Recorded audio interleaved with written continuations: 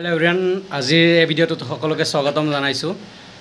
আজিৰ এই ভিডিঅ'টোত কথা পাতিম যে সকলোৱে কৈ আছে যে এপ্লাই কৰিব লাগিব নেকি স্কুটিৰ কাৰণে এপ্লাই কৰিব লাগিব নেকি।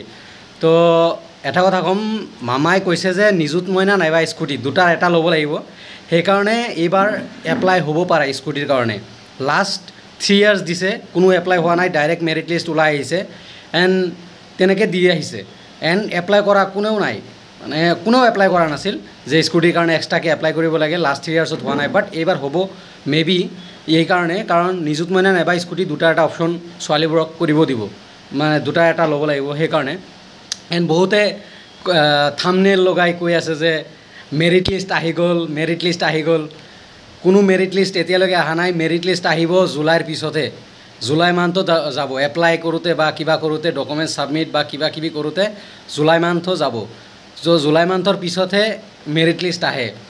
আৰু বহুতে লাগাই থাকে যে মেৰিট লিষ্ট আহি গ'ল, ফাইনেলি মেৰিট লিষ্ট আহি গ'ল। সেইবোৰ ভুৱা নাথাকিবা, ভুৱা নিউজত নাথাকিবা। মামাৰ টুইট চেক কৰিবা, গভমেণ্ট পৰ্টেল আছে, গভমেণ্ট পৰ্টেলত চেক কৰা। এণ্ড মই আপডেট দিয়ে থাকোঁ, অনেষ্ট কথা, অনেষ্ট ৰিপৰ্ট। তো মিছা কথাত যাব নালাগে।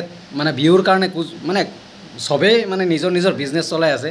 ভিউৰ কাৰণে মানে কৈ দিয়ে আৰু যে ফাইনেলি মেৰিট আহি গ'ল, তাৰপিছত একো নাই। মই আজি মানে চেক কৰি চালোঁ, কোনোবাই মোক পঠাইছে যে দাদা মেৰিট লিষ্ট আহি গ'ল। তো মেৰিট লিষ্ট অহা নাই, টেনশ্যন ল'ব নালাগে। আৰু যদি এপ্লাই হয় 1 জুলাইৰ পিছতহে গম পাবা। চব যি প্ৰচেছ হয় 1 জুলাইৰ পিছত। এতিয়া কোনো প্ৰচেছ হোৱা নাই। 1 জুলাই কৈছে মামাই, 1 জুলাইৰ পিছত এৱাৰনেছ প্ৰগ্ৰাম হ'ব, তাৰপিছতে ক'ব।